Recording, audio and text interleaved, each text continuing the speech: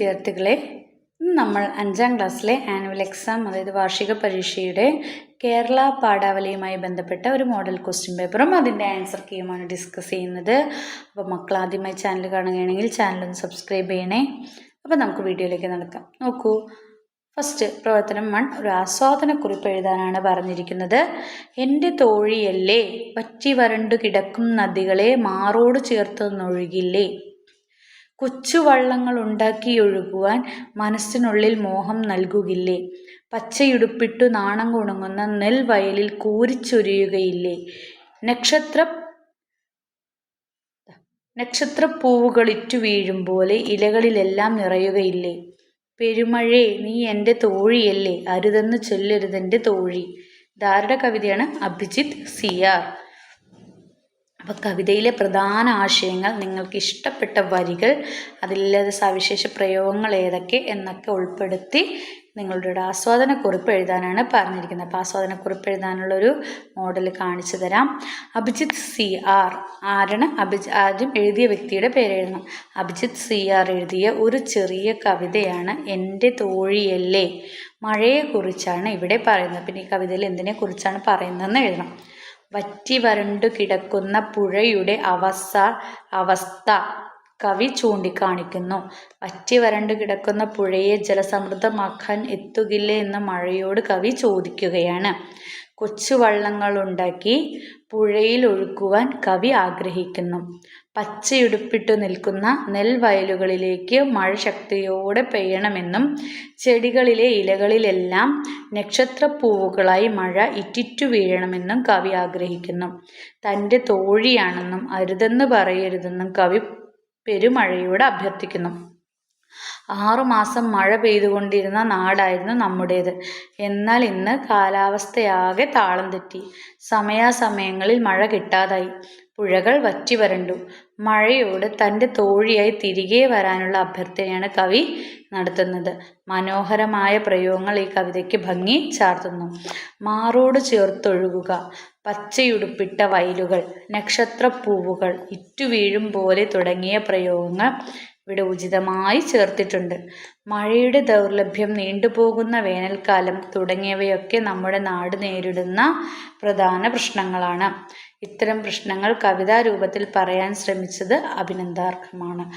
ഇങ്ങനെ ഒരു ആസ്വാദനക്കുറിപ്പ് എഴുതാനാണ് നിങ്ങളോട് പറഞ്ഞിരിക്കുന്നത്. ഇനി പ്രവർത്തനം 2, ഡയറി എഴുതാനാണ് പറഞ്ഞിരിക്കുന്നത്. എന്താണ് നോക്കൂ. ഇടുക്കിയുടെ താജ്മഹൽ എന്ന ഭാഗം ഇഷ്ടമായില്ലേ.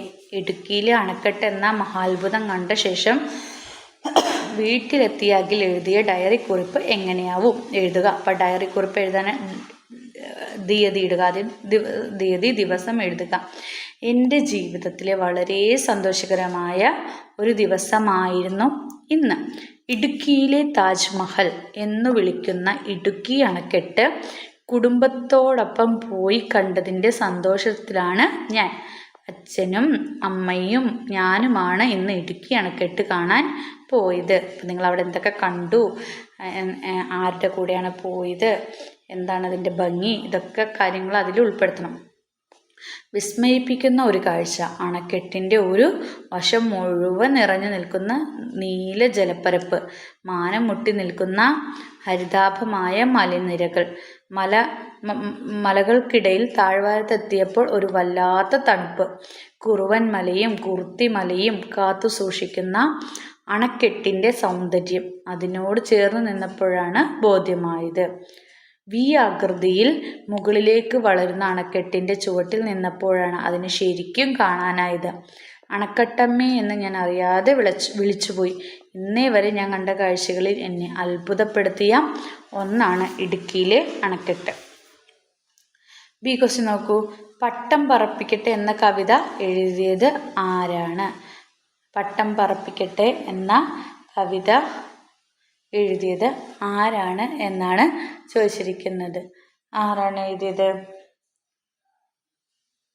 പി കുഞ്ഞിരാമൻ നായർ. ആരാണ്? പി കുഞ്ഞിരാമൻ നായർ. ഏറ്റുമാന സോമദാസൻ, അശോകൻ ചെരുവിൽ എന്നൊക്കെ ഓപ്ഷൻ തന്നിട്ടുണ്ട്. അതെല്ലാം പട്ടം പറപ്പിക്കട്ടെ എന്ന കവിത എഴുതിയത് പി കുഞ്ഞിരാമൻ നായരാണ്. ഇനി പ്രവർത്തനം 3, താരതമ്യക്കുറിപ്പ് തയ്യാറാക്കാനാണ് പറഞ്ഞിരിക്കുന്നത്. ഞാൻ ആദ്യമായി നീരുറവ കണ്ടത് എൻ്റെ അമ്മയുടെ കണ്ണിൽ നിന്നാണ്. അതായത് അമ്മയുടെ കണ്ണീരിനെയാണ് ഇവിടെ സൂചിപ്പിക്കുന്നത്. ഒരു വെയിലായി എനിക്കതിനെ വറ്റിക്കാനാവുമോ? മുകളിൽ നൽകിയ കവിതയും പൊൻകുന്നം വർക്കിയുടെ എൻ്റെ അമ്മ എന്ന രചനയും താരതമ്യം ചെയ്ത് കുറിപ്പ് തയ്യാറാക്കുക. അപ്പോൾ മുകളിൽ തന്നിരിക്കുന്ന ഈ കവിതയും പൊൻകുന്നം വർക്കിയുടെ ആരുടെയാണ്? പൊൻകുന്നം വർക്കിയുടെ എൻ്റെ അമ്മ എന്ന രചനയും നിങ്ങൾ പഠിച്ചിട്ടുണ്ട്. താരതമ്യം ചെയ്ത് കുറിപ്പ് തയ്യാറാക്കാനാണ് പറഞ്ഞിരിക്കുന്നത്. അപ്പോൾ അതെങ്ങനെ എഴുതാമെന്ന് നമുക്ക് നോക്കാം. തൻ്റെ അമ്മയുടെ കണ്ണിലെ കണ്ണീരിനെ കുറിച്ചാണ് ഒരു കുട്ടി എഴുതിയ കവിതയാണ് മുകളിൽ കൊടുത്തിരിക്കുന്ന ആശയം അല്ലേ? വരികൾ മുകളിൽ കൊടുത്തിരിക്കുന്ന വരികളിലുള്ളത്. പല കാരണങ്ങളാലും അമ്മയ്ക്ക് കരച്ചിൽ വരാം. പ്രധാനമായും കുടുംബത്തിലെ പ്രശ്നങ്ങളാവാൻ കാരണം. അമ്മയുടെ ദുഃഖം മാറ്റാൻ പ്രയത്നിക്കുക ഓരോ മക്കളുടെയും കടമയാണ്. അതാണ് കവിതയിലെ കുട്ടിയും ആഗ്രഹിക്കുന്നത്. പൊൻകുന്നം വർക്കിയുടെ കഥയും സമാനമാണ്. പിതാവ് നേരത്തെ മരിച്ചുപോയി. പാവപ്പെട്ട കുടുംബം. ആ അമ്മ കഷ്ടപ്പെട്ടാണ് 2 മക്കളെയും വളർത്തിയത്. മറ്റൊരാളുടെ സഹായത്താലാണ് വർക്കി സ്കൂളിൽ ചേർന്നത്. ഫീസ് കൊടുക്കാൻ പോലും അമ്മയ്ക്ക് ആവതില്ലായിരുന്നു. കൂട്ടുകാരൊക്കെ 4ാം ക്ലാസ്സിൽ നിന്ന് ജയിച്ച് ഇംഗ്ലീഷ് സ്കൂളിൽ പോകാൻ തുടങ്ങിയിരുന്നു. തന്നെയും സ്കൂളിൽ ചേർക്കാൻ ആവശ്യപ്പെട്ടപ്പോൾ അമ്മയുടെ വക നല്ല തല്ലാണ് വർക്കിക്ക് ലഭിച്ചത്. കാരണം അമ്മ തല്ലിയത് അമ്മയ്ക്ക് പണമില്ലാത്തതിനാലാണ്, അല്ലാണ്ട് വർക്കി പഠിക്കണ്ട എന്നുള്ളതുകൊണ്ടല്ല കേട്ടോ. അപ്പോൾ വർക്കി കരയുന്നത് കണ്ട് അമ്മയും കണ്ണീർ തുടയ്ക്കുന്നുണ്ടായിരുന്നു. അമ്മയ്ക്ക് മകനെ വിടണമെന്ന് ആഗ്രഹമുണ്ട്, പക്ഷെ അവരുടെ കയ്യിൽ അതിനുള്ള സാമ്പത്തിക സ്ഥിതി ഉണ്ടായിരുന്നില്ല. അപ്പം മകൻ്റെ കരച്ചിൽ കണ്ട് അമ്മയ്ക്കും കണ്ണീര് വരുന്നുണ്ടായിരുന്നു. അമ്മയുടെ സങ്കടമാണ് കഥയിലും കവിതയിലും അവതരിപ്പിക്കുന്നത്. അപ്പോൾ പൊൻകുന്നം വർക്കിയുടെ കഥയിലും മുകളിൽ നേരത്തെ കൊടുത്ത കവിതയിലെ 2 വരികളിലും സൂചിപ്പിക്കുന്നതും ആ അമ്മയുടെ സങ്കടമാണ്. പ്രവർത്തനം 4. വായിക്കാം, എഴുതാം. എന്താണ്? മഴവിൽ കാഴ്ചകൾ. ഇടുങ്ങിയ കാട്ടുവഴിയിലൂടെ വരിവരിയായി ഞങ്ങൾ നീങ്ങി. ഇതൊരു പാരഗ്രാഫ് തന്നത്, താഴെ ക്വസ്റ്റ്യൻസ് തന്നിട്ടുണ്ടാവും. അതിന് ഉത്തരങ്ങൾ എഴുതാനാണ് കേട്ടോ തന്നിരിക്കുന്നത്. ഇടുങ്ങിയ കാട്ടുവഴിയിലൂടെ വരിവരിയായി ഞങ്ങൾ നീങ്ങി. ഇടതുവശത്തായി ആർത്തലച്ച് ചിന്നിച്ചിതറുന്ന കല്ലാറ്. കയറ്റവും ഇറക്കവുമുള്ള വഴിയിൽ ആകാശക്കാഴ്ച മറച്ചു നിൽക്കുന്ന വലിയ പാറ. വിള്ളലുകളിൽ നിന്ന് പ്രവഹിക്കുന്ന നീരുറവകൾ. ഗുഹകൾ, വൻവൃക്ഷങ്ങൾ, വള്ളികൾ, പൂമരങ്ങൾ. അനുഗ്രഹീതമായ ഒരു വനപ്രദേശം. മീൻമുട്ടി വെള്ളച്ചാട്ടം ലക്ഷ്യമാക്കി ഞങ്ങൾ കല്ലാറിലൂടെ മുന്നോട്ട് നടന്നു. ആറ്റിലെ വഴുക്കുന്ന കല്ലുകളിൽ ചവിട്ടി കയറിൽ പിടിച്ച് ഒഴുക്കിനെ തിരെ ഒരു സാഹസിക യാത്ര. ദൂരെ മാനം മുട്ടുന്ന മലമുകളിൽ നിന്നും താഴോട്ടു പതിക്കുന്ന ജലത്തിൻ്റെ കാതടിപ്പിക്കുന്ന ശബ്ദം. അഖിലനാഥ് SR-ൻ്റെ ഒരു യാത്രാ വിവരണമാണ് തന്നിരിക്കുന്നത്. അവർ ഒരു യാത്ര പോയതിനെ കുറിച്ചാണ് തന്നിരിക്കുന്നത്. ഇനി ഇതിൽ ചോദിച്ചിരിക്കുന്ന ക്വസ്റ്റ്യൻസിന് ഉത്തരം എഴുതാനാണ് പറഞ്ഞിരിക്കുന്നത്. ഏത് പുഴയെക്കുറിച്ചാണ് ഇവിടെ പറയുന്നത്? ഏത് പുഴയെക്കുറിച്ചാണ് ഇവിടെ പറയുന്നത്? അതാ ഇതിൽ കൊടുത്തിട്ടുണ്ട്. ഏത് പുഴയെ കുറിച്ചാണ്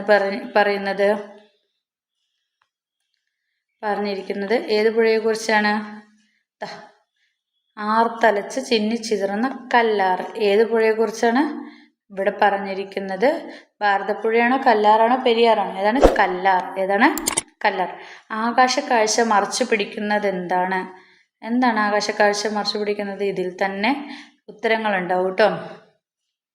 ആകാശക്കാഴ്ച മറച്ചു നിൽക്കുന്ന വലിയ പാറ. എന്താണ്? വലിയ പാറ. അപ്പം അതാണ് ഉത്തരം, വലിയ പാറ. എവിടേക്ക് ലക്ഷ്യം വെച്ചാണ് അവർ നടന്നത്? അവർ എവിടേക്ക് ലക്ഷ്യം വെച്ചാണ് നടന്നത്? അനുഗ്രഹീതമായ ഒരു വനപ്രദേശം. മീൻമുട്ടി വെള്ളച്ചാട്ടം ലക്ഷ്യമാക്കി ഞങ്ങൾ കല്ലാറിലൂടെ മുന്നോട്ട് നടന്നു. അപ്പോൾ അവരെന്ത് ലക്ഷ്യമാക്കിയാണ് നടക്കുന്നത്? എങ്ങോട്ടാണ് അവർ പോകാൻ ആഗ്രഹിക്കുന്നത്? മീൻമുട്ടി വെള്ളച്ചാട്ടം. എവിടെയാണ്? മീൻമുട്ടി വെള്ളച്ചാട്ടം. താഴോട്ട് പതിക്കുന്ന ജലത്തിൻ്റെ ശബ്ദത്തെ ഇവിടെ എങ്ങനെയാണ് വിശേഷിപ്പിച്ചിരിക്കുന്നത്? അപ്പോൾ എങ്ങനെയാണ് ഈ താഴേക്ക് പതിക്കുന്ന വെള്ളത്തെ ഇവർ വിശേഷിപ്പിച്ചിരിക്കുന്നത്? മലമുകളിൽ നിന്ന് താഴേക്ക് പതിക്കുന്ന ജലത്തിൻ്റെ കാതടിപ്പിക്കുന്ന ശബ്ദം. എങ്ങനെയാണ്? കാതടിപ്പിക്കുന്ന ശബ്ദം എന്നാണ് വിശേഷിപ്പിച്ചിരിക്കുന്നത്. ആകാശം എന്ന അർത്ഥത്തിൽ ഇവിടെ ഉപയോഗിച്ചിരിക്കുന്ന പദമേത്? ആകാശം എന്ന അർത്ഥത്തിൽ ഇവിടെ ഉപയോഗിച്ചിരിക്കുന്ന പദമേത് എന്നാണ് ചോദിച്ചത്. ദൂരെ, മാനം മുട്ടുക. അതായത് ആകാശം മുട്ടുന്ന, മാനം മുട്ടുന്നതെന്ന് വെച്ചാൽ ആകാശം മുട്ടുന്നതെന്നാണ് അർത്ഥം. അപ്പോൾ ഇവിടെ ഏത് വാക്കാണ് ഉപയോഗിച്ചിരിക്കുന്നത്? മാനം. ആകാശം എന്ന പദത്തിൽ ഇവിടെ ഉപയോഗിച്ചിരിക്കുന്ന പദം ഏതാണ്? മാനം എന്നാണ്. പ്രവർത്തനം 5. പ്രതികരണക്കുറിപ്പ് എഴുതാനാണ് പറഞ്ഞിരിക്കുന്നത്. പൊൻകുന്നം വർക്കി എഴുതിയ എൻ്റെ അമ്മ എന്ന രചനയിലെ ഏതനുഭവമാണ് നിങ്ങളെ പ്രയാസപ്പെടുത്തിയത്? എന്തുകൊണ്ട്? പ്രതികരണക്കുറിപ്പ് തയ്യാറാക്കുക. അപ്പോൾ പൊൻകുന്നം വർക്കിയുടെ എൻ്റെ അമ്മ എന്ന കഥയിലെ ഏതനുഭവമാണ് നിങ്ങളെ വിഷമിപ്പിച്ചത്, അതെന്തുകൊണ്ടാണ് എന്നും പറഞ്ഞ് നിങ്ങളോട് എഴുതാനാണ് പറഞ്ഞിരിക്കുന്നത്. അപ്പോൾ ഒരു മോഡൽ കാണിച്ചു തരാം. എൻ്റെ അമ്മ എന്ന അനുഭവക്കുറിപ്പ് ഏറെ എന്നെ സങ്കടപ്പെടുത്തി.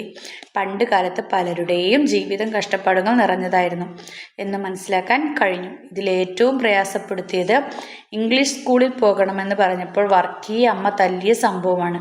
എല്ലാവരും 4ാം ക്ലാസ്സിൽ നിന്ന് ജയിച്ച ശേഷം ഇംഗ്ലീഷ് സ്കൂളിൽ പോയി തുടങ്ങിയിരുന്നു.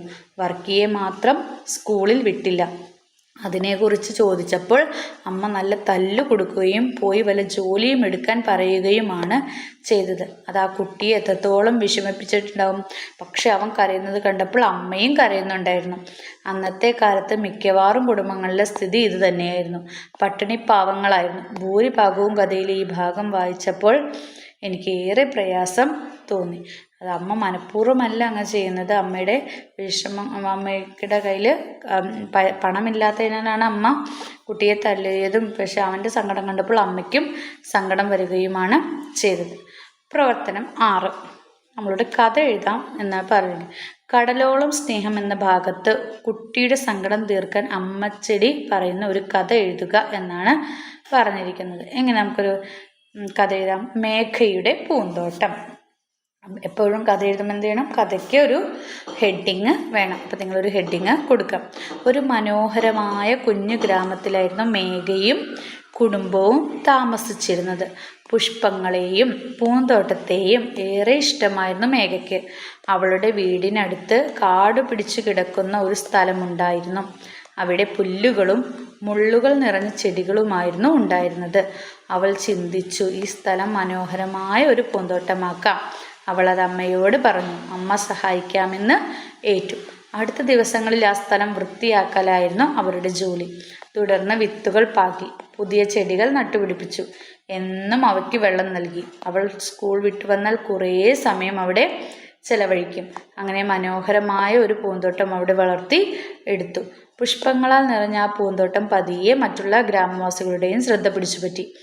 ആളുകൾ പൂന്തോട്ടം കാണാൻ അവിടെ എത്തി. കാട് പിടിച്ചു കിടന്ന സ്ഥലത്തെ പൂന്തോട്ടം കണ്ട് അവർ അത്ഭുതപ്പെട്ടു. എല്ലാവരും മേഘയെ അഭിനന്ദിച്ചു. അപ്പോൾ നിങ്ങളോട് പറഞ്ഞത് കടലോളം സ്നേഹം എന്ന ഭാഗത്ത് കുട്ടിയുടെ സങ്കടം തീർക്കാൻ അമ്മച്ചെടി പറയുന്ന ഒരു കഥ എഴുതാനാണ് പറഞ്ഞത്. അപ്പോൾ എല്ലാവർക്കും ഇതാണ് നിങ്ങളുടെ ഒരു മോഡൽ ക്വസ്റ്റ്യൻ പേപ്പറായിട്ട് തയ്യാറാക്കിയിരിക്കുന്നത്. മക്കൾക്ക് ഈ വീഡിയോ ഉപകാരപ്രദമായെന്ന് വിചാരിക്കുന്നു. വീഡിയോ ഇഷ്ടമായെങ്കിൽ ലൈക്ക് ചെയ്യുക, ഷെയർ ചെയ്യുക. അതുപോലെ ആദ്യമായി ചാനൽ കാണുന്നവരുണ്ടെങ്കിൽ ചാനൽ സബ്സ്ക്രൈബ് ചെയ്യണേ. Then see you again. Thank you.